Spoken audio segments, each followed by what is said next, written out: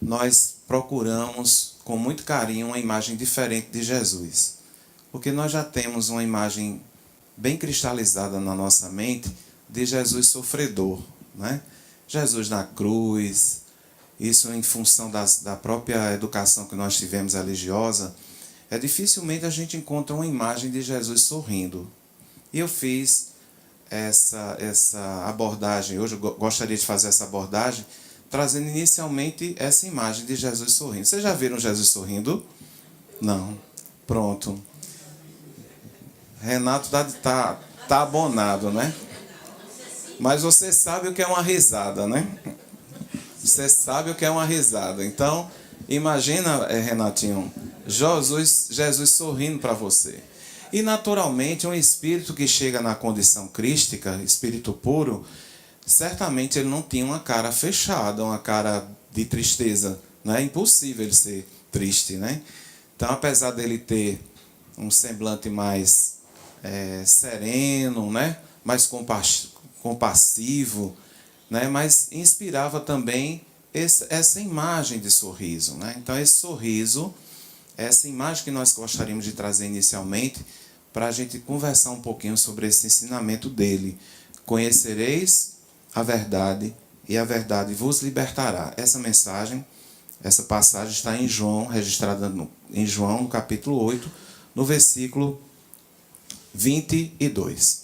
Então, possamos ter essa imagem da alegria, do sorriso de Cristo em nossa vida. Até porque, como a Eva bem falou, nós estamos no mês em que a cristandade toda lembra do seu aniversário. Então, vamos lembrá-lo sorrindo para a gente, viu, Renato?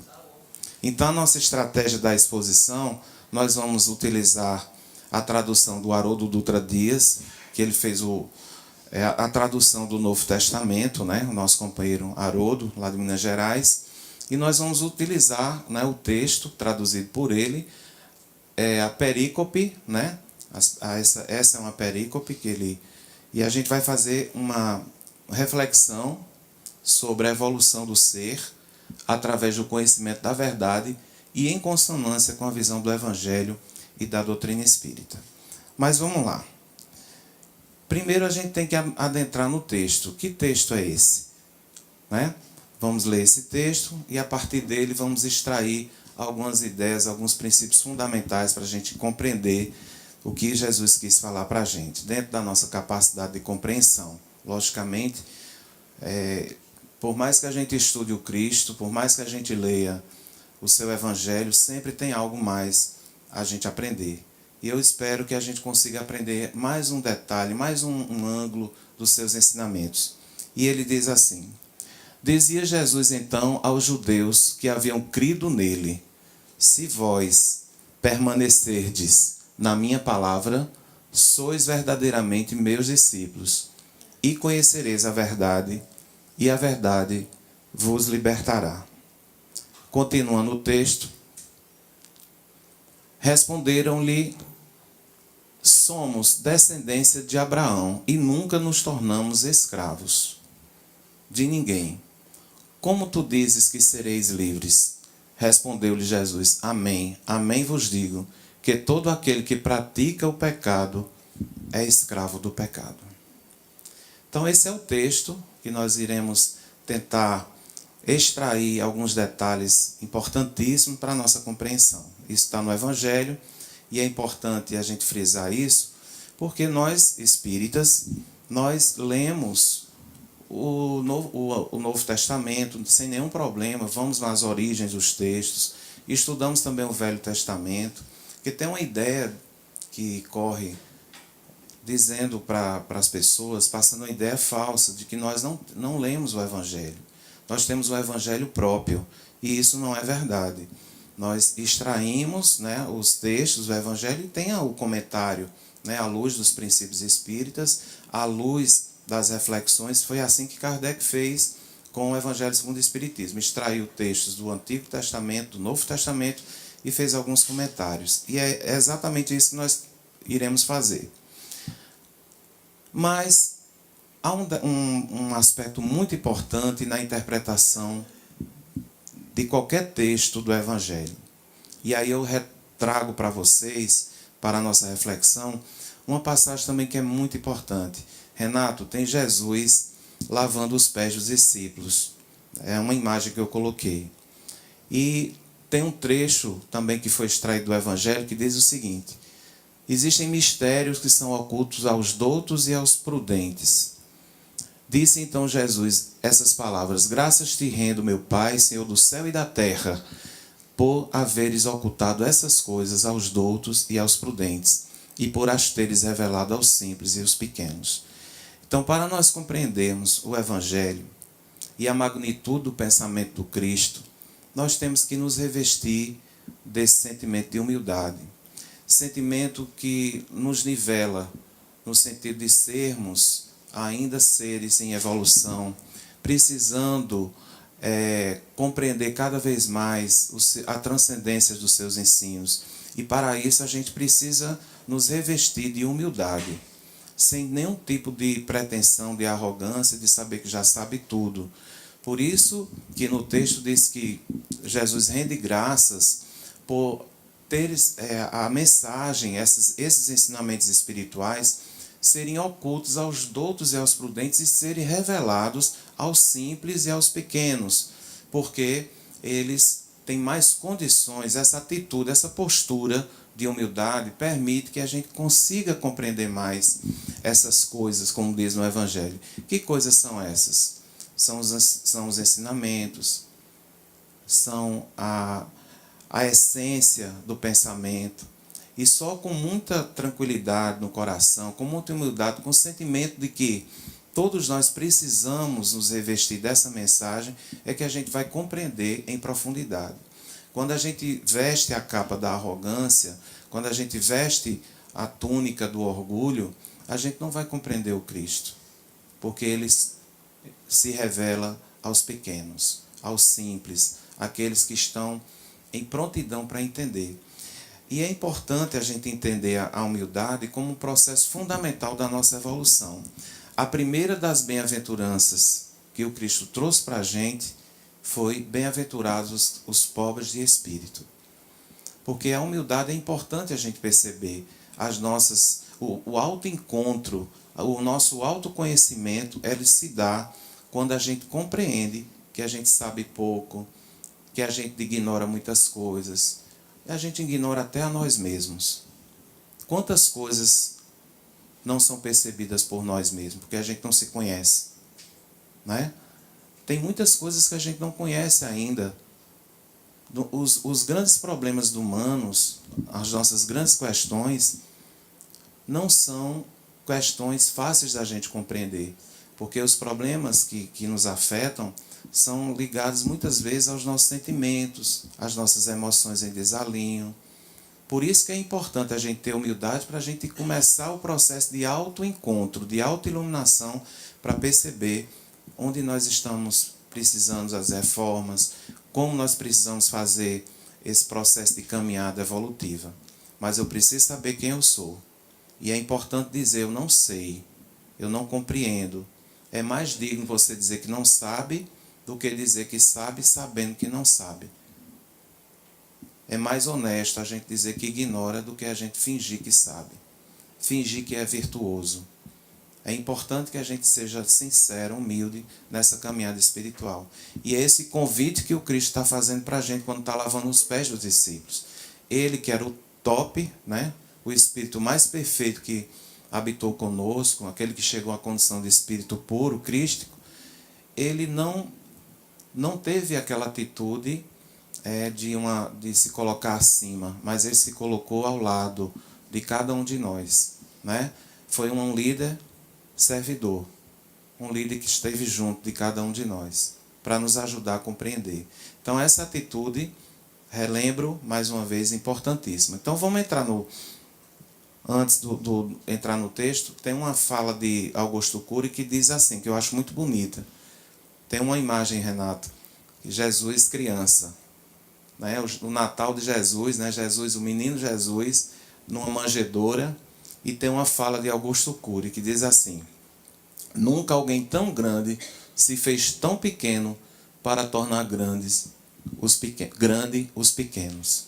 É uma fala de Augusto Cury que eu acho bem interessante. Então, ele saiu, se tornou pequeno para tornar-nos, né, ajudar-nos, né, nesse crescimento espiritual. Vamos entrar agora no texto, e o texto começa dizendo assim: dizia Jesus, então, aos judeus que haviam crido nele. Existiam, então, judeus que não criam em Jesus? Celestino sempre bate nessa tecla. Jesus era judeu, ele viveu, cresceu, né? Passou a vida toda na tradição judaica, por uma razão, por ser o povo naquela época que professava publicamente o monoteísmo, que já tinha uma condição de compreensão dos seus ensinamentos. Os demais povos, a maioria eram idólatras e politeístas. Então, os judeus tinham essa capacidade, né, de proclamar o monoteísmo. Mas, o que é que vocês acham? Dizia Jesus então, os judeus que haviam crido nele. Existiam judeus que não criam em Jesus? Um bocado, né? Um bocado.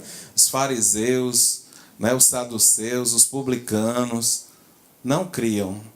Porque aquela história que nós falamos da humildade, né? Por ter contato com os ensinamentos, com a Torá, se achavam, né? Se achavam além da média. Quando, na verdade, a gente tem que se iluminar e não se achar. É diferente. Mas, vamos ainda adentrar no texto quando ele diz assim: o termo judeu, na verdade, é o hebraico Eyudi. Antes da diáspora, né, os judeus eram denominados representantes da tribo de Judá. Após a dispersão por todo o globo, o termo judeu passou a ser usado por todos os descendentes dessa etnia. Era uma das tribos de Israel. Mas com a diáspora, né, com a dispersão deles, ficou conhecido, se proclamou mais o termo judeu, para considerá-la essa etnia. Os judeus que criam, portanto, em Jesus, que acreditavam nele, eram os que já não se encontravam presos à lei civil ou disciplinar de Moisés, mas à lei de Deus. Eram aqueles que já estavam mais sensível, com um sentimento mais apurado, né, com a moralidade mais aprimorada para compreender o que Jesus tinha para falar.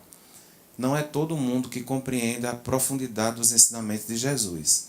Por isso que tem muitas denominações, mesmo cristãs, no mundo ocidental, né, principalmente, porque nem todos assim adentraram na essência, na simplicidade da sua mensagem.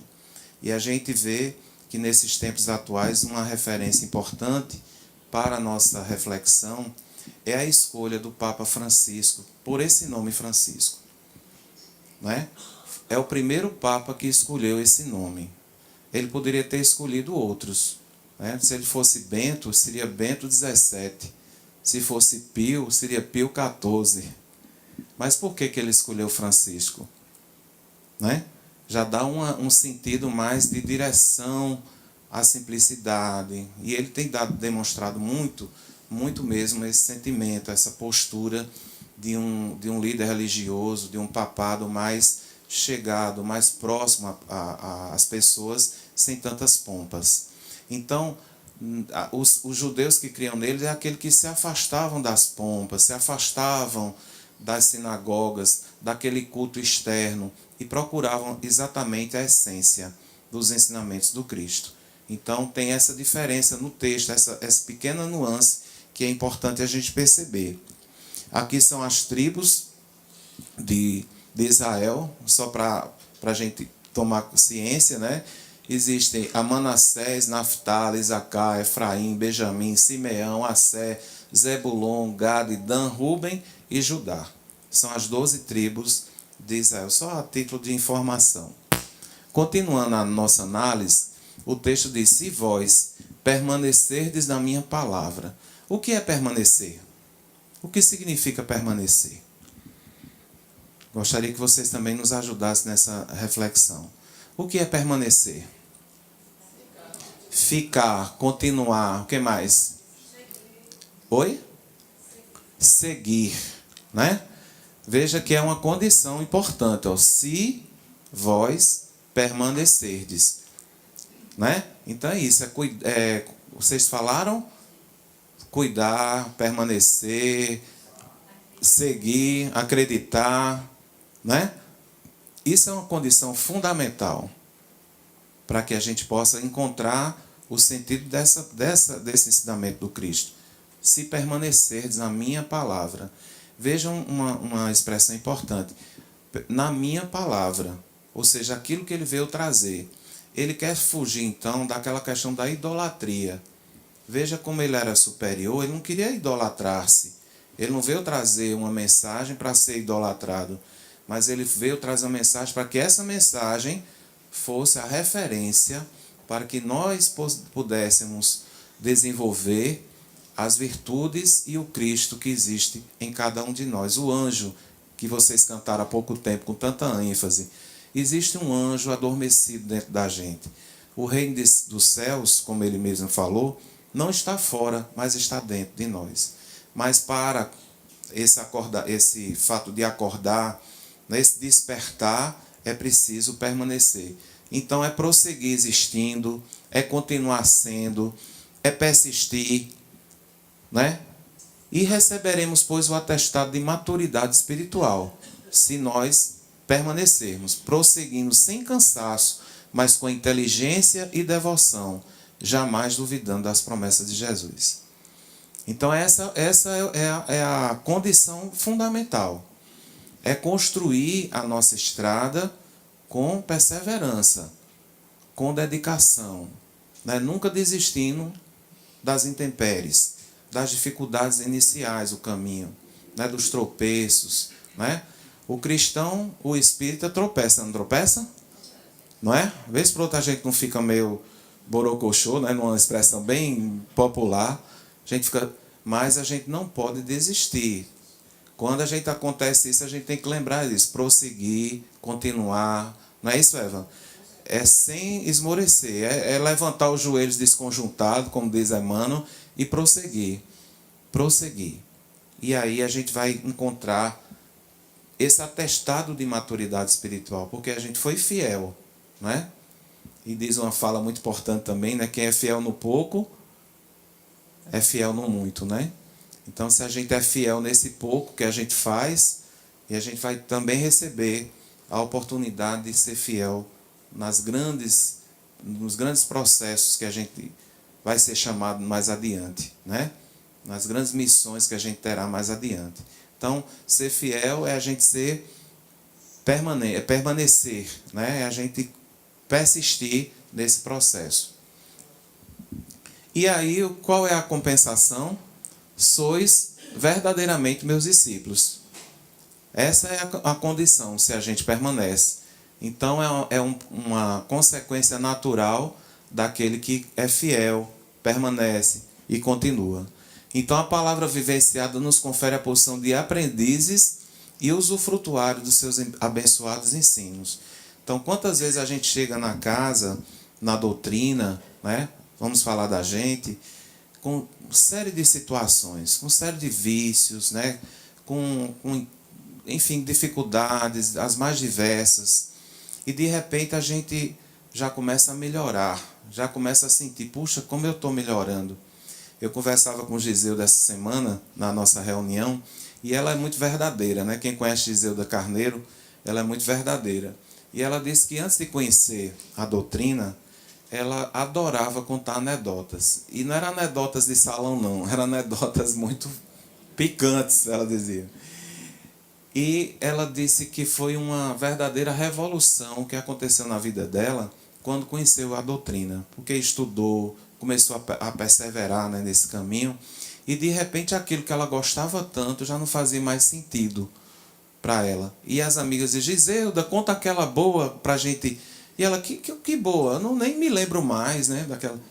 Conta aquela que tu gostava, a gente ria tanto. Ela disse, eu não sinto mais nenhum prazer em fazer isso. Né? Quantas vezes a gente também gostava de falar palavrão, né? Aí quando a gente conhece a doutrina, começa a ter envolvimento assim, a gente não sabe mais, a gente se sente até mal, né? Quando a gente escapa um palavrão da nossa boca, né? Então a gente começa a ser usufrutuário de uma mensagem de mais serenidade, porque a mensagem equilibra o nosso ser, o nosso psiquismo, né? O funcionamento das glândulas.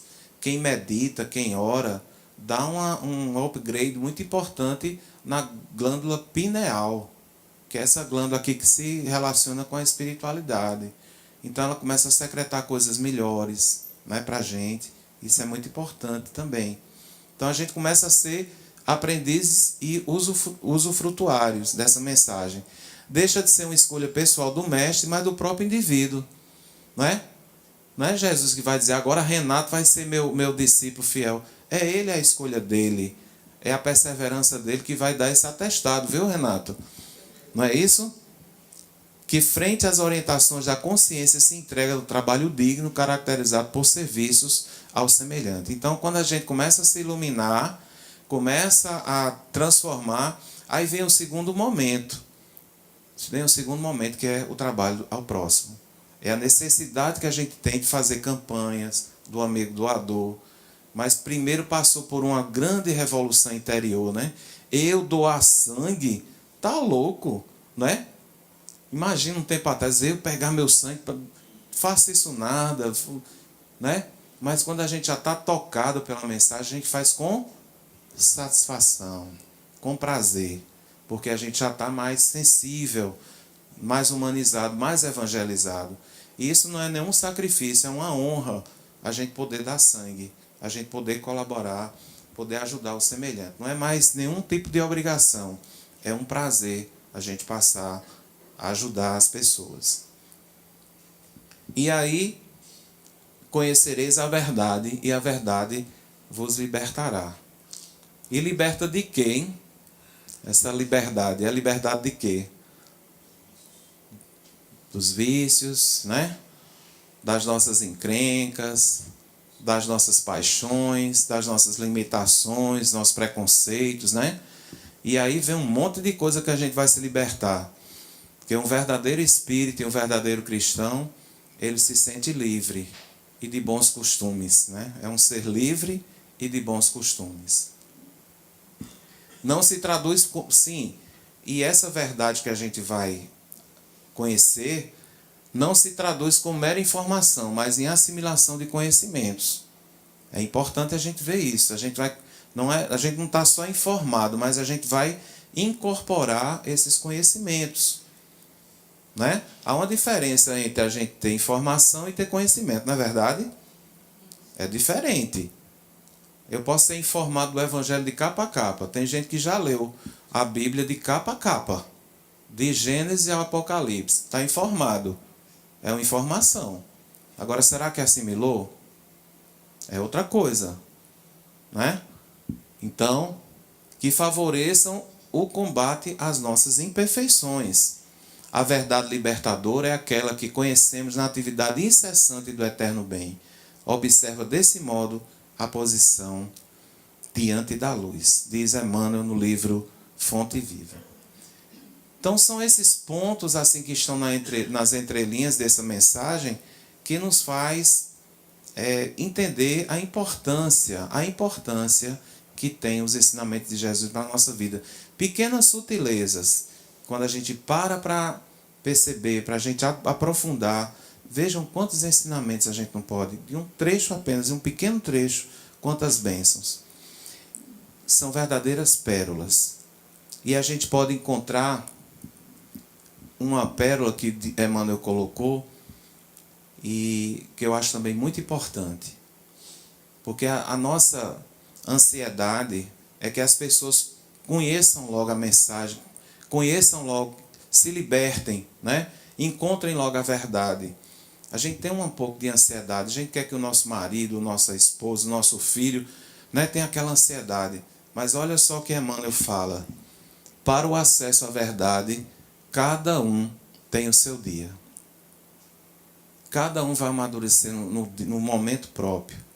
Porque quem cuida disso não somos nós. Né? Não somos nós que cuidamos disso. Existe uma força superior maior que cuida para esse despertamento.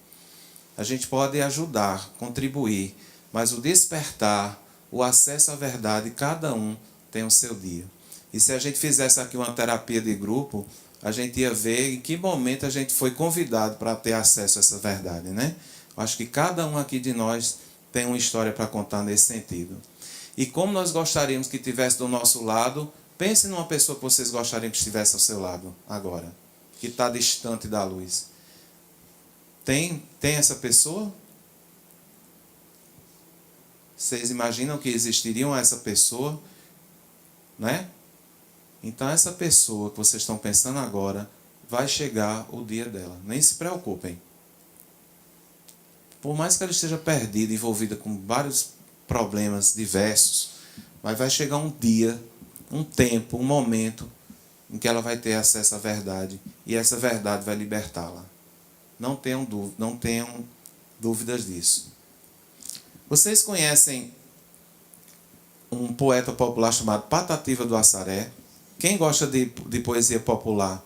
Eu sou do cearense, né? E ele também é Patativa do Assaré. E eu achei bonito esse poema, para a gente quebrar um pouquinho aqui essa sequência, para a gente ver a beleza da simplicidade, né? Um homem simples, sem cultura, sem conhecimentos mais aprofundados, mas tinha uma sensibilidade tão grande que eu vou ler esse poema para vocês, tá certo? Sim, Bastos também está aqui. Bastos, seja bem-vindo, viu, querido? Estamos aí também. Eu estava falando para Renato, mas tem outro deficiente visual aqui. E a esposa dele também está lá, né? Opa! Então tá pegando carona, né, Bastos? Das minhas... Então, Patativa do Assaré diz o seguinte: eu nunca falei à toa, sou um caboclo roceiro, que sempre das coisas boas eu tive um certo tempero. Não falo mal de ninguém, mas vejo que o mundo tem gente que não sabe amar, não sabe fazer carinho, não quer bem a passarinho, não gosta dos animar. Já eu sou diferente, a coisa melhor que acho é num dia muito quente, eu ir me sentar debaixo de um copado de juazeiro, para escutar prazenteiro os passarinhos cantar, pois aquela poesia tem a mesma melodia dos anjos celestiais. Como a alma simples traduz bem a beleza da vida, né? A sensibilidade humana, a sensibilidade de ter a capacidade de ouvir os passarinhos e sentir a beleza da vida nas coisas simples, porque a beleza da vida efetivamente está nas coisas mais simples, no dia que a gente nem percebe, a gente passa e nem percebe. Às vezes é uma coisa tão bela, sabe? É um canto de um passarinho, é o mar, é o sol, né? São as crianças. Enfim, tem muitos convites belos para a gente ter e desenvolver a nossa sensibilidade e achar bonito, né? Achar bonito a vida. E não apenas com aquilo que nos falta, porque muitas vezes aquilo que nos falta, de fato, não faz falta para a nossa intimidade. O que faz falta para a gente é espiritualidade, né? A gente sentir essa comunhão com Deus. Isso sim é o que a gente precisa e faz muita falta na nossa vida. O restante são coisas secundárias. E foi isso que ele tentou traduzir. Vamos adiantar. Vocês já ouviram falar em Celestino? Tem a foto dele aqui. E nas entrelinhas da mensagem de hoje, a gente vê que tem uma lei que Jesus fala, né? Que lei é essa? Alguém já pôde perceber? Não é? Existe uma lei, né? É uma lei de causa e de efeito, né? Então, existe, nesse ensinamento, a gente já vê que existe um princípio maior nessa fala de Cristo. E Celestino trabalha, né, no livro, analisando as traduções bíblicas, ele fala sobre a questão do karma, né?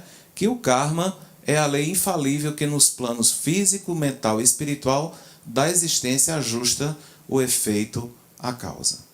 Então, esse é o princípio, efetivamente, de todos os nossos processos de dor, de sofrimento, de felicidade também.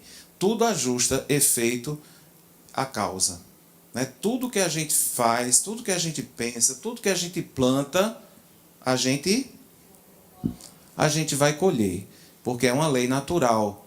Né? A palavra karma vem do sânscrito e significa fisicamente ação. Metafisicamente significa lei de retribuição, da lei de causa e efeito, ou de causação ética. Então, a vida é devolutiva. O que nós apresentamos para ela, ela vai nos devolver. Quando a gente busca, a gente encontra. Quando a gente bate, a gente vê que as portas se abrem. Quando a gente sai de nós mesmos para buscar a felicidade vem ao nosso encontro. Então, esse é o processo. Ajuda-te, que o céu te ajudará. Uma lei natural.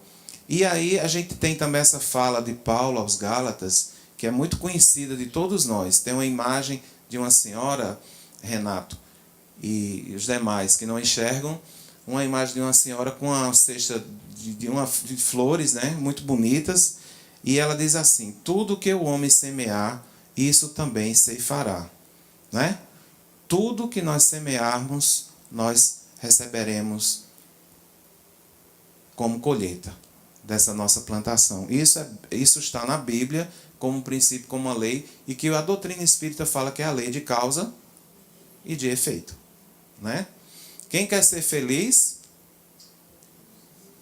Quem quer ser feliz aqui? Todo mundo quer ser? Então, o que é que a gente tem que fazer? Plantar, né? Plantar a plantação, né, da felicidade. Então, é isso que a gente tem que imaginar. Na questão do Livro dos Espíritos, 115, Allan Kardec indaga aos espíritos se os espíritos foram criados bons e outros maus. Né? Por exemplo, foi criado Renatinho, que é bom, gente boa. E tem um cara que não vale nada. Né? Foi assim que Deus criou? Não, né? Então, o princípio tem que ser de igualdade, né? De justiça. Então, Deus criou todos os espíritos simples e ignorantes, isto é, sem saber. A cada um deu uma missão, com o fim de esclarecê-los e de fazê-los chegar progressivamente à perfeição pelo conhecimento da verdade, para aproximá-los de si. Esse é o sentido da justiça de Deus. Nem Cristo foi criado perfeito. Até ele passou pelas fileiras da ignorância, né? Que todos da simplicidade e da ignorância, para chegar na condição crística. Ele certamente se esforçou muito, caminhou, né? Fez ótimas escolhas e chegou à condição de Cristo, que é uma condição espiritual. Nós também podemos fazer melhores escolhas e chegarmos à condição de uns seres melhores, homens de bem. Não dá para ser Cristo ainda na terra, né? Mas homens de bem, mulheres de bem, pessoas mais solidárias, né? Verdadeiros espíritas, verdadeiros cristãos, isso a gente consegue. Dá para a gente fazer. Né? É só a gente melhorar nossas escolhas e acreditar nessa força superior que nos rege. Também, em relação ao conhecimento da verdade, Deolinda Amorim, ele fala de uma coisa também importante, para nos dar humildade nessa compreensão dessa verdade. Primeiro, ele diz que Deus não permite que tudo seja revelado ao homem neste mundo. Então, a gente querer saber de todas as coisas, não temos condições ainda de saber todos os mistérios, tudo que não dá para a gente. Por mais que eu leia, posso ler a Biblioteca de Alexandria, mas aquilo é apenas um aspecto. Há outros que a gente ignora, né? Nós somos apenas um pequeno planetinha, né, num universo imenso de galáxias que existe, né, nesse multiversos que nós estamos inseridos. E nós somos um pequeno grãozinho de areia. Não dá para a gente conhecer tudo agora. Né? E o véu do conhecimento se levanta à medida que o homem se depura. Também é um princípio da evolução. Nessa lenda hindu, eles falam o seguinte, que existe uma experiência com pessoas que vedaram os olhos. Botaram, por exemplo, Renatinho e Bastos. Botaram um elefante para tanto Renatinho como Bastos alisar. Aí vamos supor que Renato alisou a tromba do elefante. Aí perguntou, Renato, o que é um elefante? Ele disse, o elefante é uma tromba, parece uma cobra, né? Aí vamos supor que Bastos pegou na pata do elefante. E ele pegou, o que é um elefante, Bastos? Rapaz, parece um toco de carne, né? Um toco, uma coisa, um tronco de carne, né? Porque cada um foi percebendo de acordo com aquilo que ele dava para perceber. Eles estavam errados? Não, não estavam errados, estavam parcialmente corretos, né, a análise, mas na totalidade eles não tinham uma definição total. Assim somos nós, isso é uma lenda hindu, né, que diz assim, a gente tem às vezes parcelas da verdade e a gente acha que já sabe tudo. Não, a gente tem parcelas da verdade. Continuando a nossa reflexão, somos como essa imagem aqui, ó. Aqui tem uma imagem, Renato, de uma goiabeira, que tem uma goiabinha verde, uma goiabinha... Quem gosta de goiaba aqui? Pronto, uma goiabinha verde, uma goiabinha mais madura. Tem um caju bem gostosão, tem um bem pequenininho, verdinho, né? Tem a manga também, manga verde, manga... Uma beleza. Na casa de vocês tem esses cajuzinhos também, verde, não? Tem, aparecem uns cajuzinhos assim também, né? Uma manga mais robusta, né? Tem na família de vocês, né? Umas travando, né? A gente pega uns cajuzinhos meio travado, outro já é mais saboroso, né? É uma beleza, né? Parece nossa família, né? Quando a gente olha uma árvore assim, né? Somos naturalmente diferentes. E aí cada um vai tendo percepções diferentes dessa verdade. Por isso que Jesus, quando pregou, ele levou em conta tudo isso, né? Levou em conta a nossa imperfeição, as diferenças de compreensão. Uns acreditavam nele, outros não acreditavam. Outro pensava que ele era isso, outro pensava que era aquilo. E foi aquela confusão, mas ele, como educador, soube entender tudo isso, todo esse processo. E as nobres verdades do budismo, que tem uma relação muito importante com a nossa doutrina. Né? Existem 4 nobres verdades que o budista aceita e entende como uma busca espiritual. Essas 4 nobres verdades eu vou revelar para vocês agora. Com essa filosofia se constitui basicamente a filosofia do budismo. E vamos ver a conexão que tem com a nossa doutrina. A primeira nobre verdade do budismo diz o seguinte: não é nada bom não, viu, Renato? Tu quer saber mesmo? Quer que eu diga? Vamos lá. O primeiro, o sofrimento existe para todos. É a primeira nobre verdade. O sofrimento existe para todos. Então a gente vai ter, segundo a filosofia, de passar pelas fileiras naturalmente do sofrimento, que é natural, que faz parte dos processos de crescimento, de dor e de aprimoramento. Seria muito bom se a gente não precisasse da dor, mas a gente ainda tem uma necessidade muito importante, né? Uma necessidade de a gente passar pelas fileiras da dor. E a segunda nobre verdade, descobrir as raízes do sofrimento, as causas da dor. Então, todo sofrimento, todo mundo vai passar pelo processo de sofrimento. Mas a gente precisa descobrir as raízes da dor, as causas da dor, né? As causas estão fora ou estão dentro? Todo mundo concorda com isso? Né? Não estão fora. As causas dos nossos sofrimentos estão conosco mesmo. E a solução? Está fora? Está dentro também. Olha que beleza, né? Como a nossa filosofia parece com a perspectiva do budismo. A terceira nobre verdade: interromper o sofrimento. Então, eu sei que eu estou sofrendo, tem uma causa. Reconheço que existe uma causa. O que é que eu tenho que fazer? Interromper o sofrimento. Se eu descubro que é o açúcar que está me complicando, eu vou continuar comendo açúcar? Não, né? Se eu sei que o ciúme é que está me acabando, a inveja que está me acabando, eu vou continuar tendo inveja, tendo ciúme? Não. Eu tenho que interromper, dar uma pufo, né? Dar uma finalização, um delete, né? Um delete interromper o sofrimento. E a quarta nobre verdade, que é seguir o caminho para eliminar o sofrimento. Então, o processo é esse. Tem um sofrimento, tem uma causa, eu tenho que interromper e seguir o caminho para eliminar o sofrimento. Qual é a relação com a nossa doutrina? Está aqui, ó. Causas atuais, causas anteriores das aflições. É o capítulo 5º do Evangelho segundo o Espiritismo, que fala das aflições. E Allan Kardec tem um texto fantástico. Causas atuais e causas anteriores das nossas aflições. Quando a gente lê e faz uma reflexão, a gente vai encontrar algo muito importante para a nossa melhoria e encontrar esse caminho que é o budismo. Eu só vou adiantar esse item aqui, que ele é muito adiantado, eu vou passar para uma outra pérola, que a gente vai descobrindo também nesses processos da vida, né? Quando a gente vai conhecendo, vai permanecendo nesse caminho, a gente vai encontrar essa pérola aqui que eu gostaria de fechar com essas últimas reflexões. Que o amor cobre a multidão dos pecados. Então essa é uma grande pérola para estancar os nossos sofrimentos. Estancar as nossas dificuldades, né? As nossas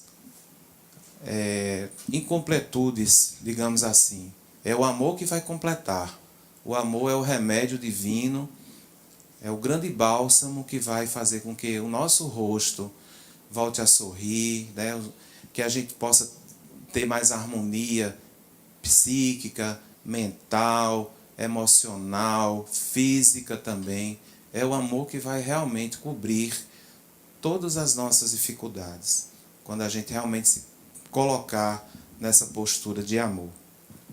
Então, fica a seguinte indagação: o que temos mudado em nossa vida através das verdades do Evangelho?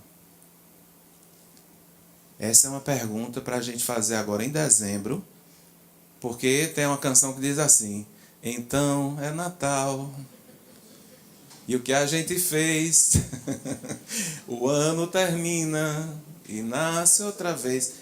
É o momento da gente cantar essa música e pensar nisso aqui. O que temos mudado em nossa vida através das verdades do Evangelho? E fechando, eu gostaria de fazer um convite para o Viana de Carvalho, né? Estou aqui também para divulgar, né, o nosso congresso. Um convite especial para vocês. Vamos celebrar a grandeza da vida. O nosso congresso é o 7º Congresso Espírita Paraibano. Vai ocorrer de 5 a 7 de janeiro. Agora, no início do ano. Logo após o Réveillon, a gente já vai ter o nosso Réveillon espiritual, né?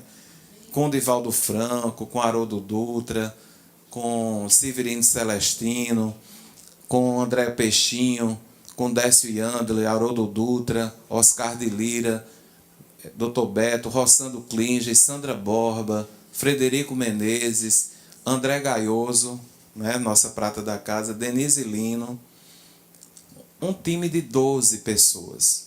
E por que é importante a gente participar do congresso?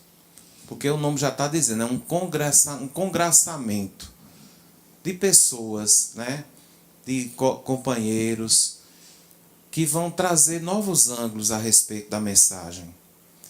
A oportunidade também de a gente dar uma melhorada na nossa compreensão, ter contato com esses palestrantes, de 2 em 2 anos. Nosso congresso é bienal, para que a gente possa investir na gente mesmo.